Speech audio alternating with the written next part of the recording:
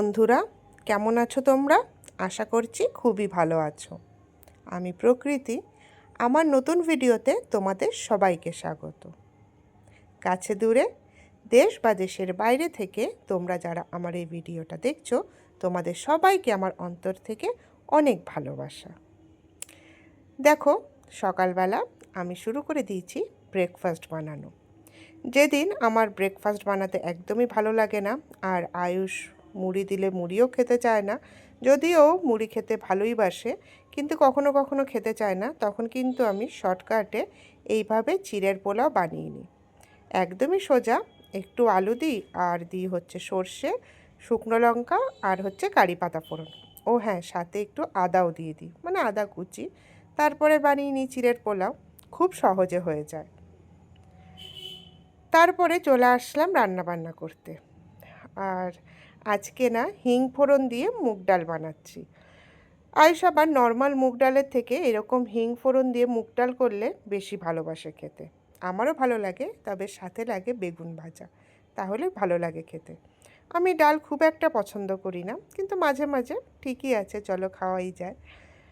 আর এখানে বানিয়ে নিয়েছি দেখো ফুলকপি আর আলু দিয়ে পনির দিয়ে একটা তরকারি। আর আমার না এইরকম একটু মাখা মাখা তরকারি ভালো লাগে, মানে আরেকটু মাখা মাখা হলে। যেহেতু পাপা মামুনি একটু ঝোল ভালোবাসে খেতে ফুলকপির, আর আমি আর আয়ুষ মাখা মাখা, তাই মাঝখানেরটাই রেখেছি, না মাখা না ঝোল। এটাই ঠিক আছে, তাই না? আর এখন তো ফুলকপি ভালোই আর কি উঠেও গেছে। আর এই দেখো, এখানে বানিয়ে নিয়েছি রুই মাছের ঝোল আলু দিয়ে। আর যেহেতু আমি ভয়েসটা পরে দিচ্ছি, আর এই ঝোলটা কিন্তু দুর্দান্ত হয়েছিল খেতে, জানো তো। মাঝে মাঝে না আমাদের হয় দেখবে, কখন কখনো এত ভালো রান্না হয়ে যায় নিজেরই যে সুনাম করতে ইচ্ছা করে। রান্না বান্না শেষ করে একটু আঙ্কেলের ঘরে চলে আসলাম একটু গাছপালাগুলো দেখতে। তো ভাবলাম এই আঞ্জিরের গাছটা তোমাদের অনেক দিন দেখানো হয় না, তো আজকে একটু দেখিয়ে নিই। আর মোটামুটি প্রায় সারা বছরই আমি দেখি আঞ্জির কিন্তু এক দুটো করে থাকেই গাছের মধ্যে। আর মনে হয় এইটাই সিজন, জানো তো। দেখো কত আঞ্জির হয়েছে, আর এরকম মাথার মধ্যেও দেখো ছোট ছোট আঞ্জির হয়ে আছে। আর এই আঞ্জিরটা পাকা অবস্থায় কেমন হয় সেটা তোমাদেরকে দেখানো হয়নি, তবে কোনো এক সময় অবশ্যই দেখাবো। তো এইটা কিন্তু এক রকমের ডুমুর, জানো তো। আর অনেকে ডুমুরই বলো, কিন্তু এটা সেই ডুমুর না যেই ডুমুর খাওয়া হয়। হয় না যেমন আমেরই অনেক রকম জাত, তেমনই এটা ডুমুরের একটা জাত। আর দেখো, আঙ্কেল যে বেগুন গাছ লাগিয়েছিল সেখানেও কিন্তু ভালোই বেগুন ধরেছে।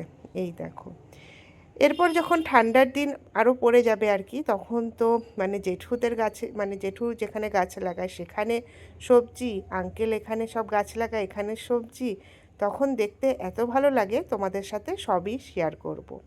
আগেরবার জেঠুর ওখানে ফুলকপি বাঁধাকপি লাগিয়েছিল, সেগুলোও কিন্তু তোমাদের সাথে শেয়ার করেছিলাম।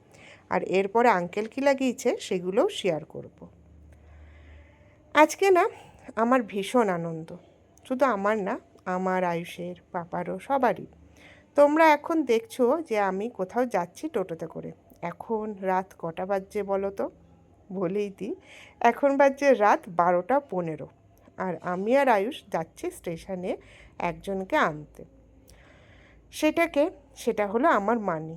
আর আমার মানি হচ্ছে আমার দিদা, দিদাকে আমি মানি ডাকি। তো মানি আর আমার একটা মাসি আছে, মীরা মাসি, যারা আমার পুরনো বন্ধু, তাদের সাথে আমি পরিচয় করিয়ে দিয়েছিলাম। আমার এক মাসি নেপালেরই। তো যারা জানো না তাদেরকে বলে দিই, আমার মামার বাড়ি হচ্ছে নেপালে। তো নেপাল থেকে মীরা মাসি আর মানি আসছে। তো আমরা রিসিভ করতে যাচ্ছি, আমি আর আয়ুষ। তাই রাস্তাটা একটু তোমাদেরকে দেখিয়ে নিলাম। আমাদের বাড়ি থেকে স্টেশন কিন্তু অনেকটাই দূর, জানো তো। টোটোতে প্রায় আধ ঘন্টার উপরে লেগে যায়। তো এই যে যাচ্ছি, আর মন তো ভয়ও লাগছে যে ঠিকঠাকভাবে ওদেরকে নামাতে পারবো কি না, তার কারণ হচ্ছে ওরা, মানি তো বয়স্কই, ধরো 76, আর মীরামাসিও 60 আপ।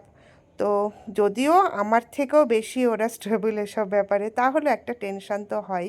আগেরবার যখন দুজনে একা এসেছিল তখন কিন্তু বড় মামাই লাগেজগুলো সব নামিয়ে দিয়েছিল। তো আমি আর আয়ুষ এখন ওয়েট করছি বর্ধমান স্টেশনে। আর এই দেখো, তোমাদেরকে একটু দেখিয়ে নিলাম। রাত এখন প্রায় বাজছে 1:45 কাছাকাছি। তো তখনের বর্ধমান স্টেশন আর সকালবেলা বর্ধমানের স্টেশনের কত তফাৎ, মানে তখন একটা পা রাখার জায়গা পাওয়া যায় না। আর এখন রাত 12:30 পৌনে একটার সময় দেখো কীরকম ফাঁকা, একদম কীরকম লাগছে, তাই না? আর এই যে তোমাদেরকে একটু স্টেশনটাও দেখিয়ে নিই, যদিও ভালো করে দেখানো যাচ্ছে না, তাও যতটা পারলাম তোমাদের সাথে শেয়ার করলাম। আর এখন আমি ওয়েট করছি মানির, যদিও ট্রেন মোটামুটি প্রায় 20 মিনিটের মতো লেট আছে। তো অ্যানাউন্স করলেই আমরা নামবো। তো ট্রেন দেবে হচ্ছে 4 নম্বর প্ল্যাটফর্মে বলছে, বা 3-এও দিতে পারে, তবে আশা করছি 3 নম্বর প্ল্যাটফর্মেই দেবে। তো দেখা যাক এখন কততে দেয়। এই দেখো আমরা 4-এর সামনেই দাঁড়িয়ে আছি। তো 4-3-এর মধ্যেই দেবে, এবার দেখা যাক কখন দেয়, কোথায় দেয় আর কি। তো সেটাই ওয়েট করছি। তো অ্যানাউন্সমেন্ট কখন করে, এদিকে তো অ্যানাউন্সমেন্ট করে দিয়েছে যে 5 নম্বর প্ল্যাটফর্মে দেবে। তো আমরা এই যে 5 নম্বর প্ল্যাটফর্মে এখন চলে এসেছি। এখন বাজছে প্রায় রাত 1:15 মতো।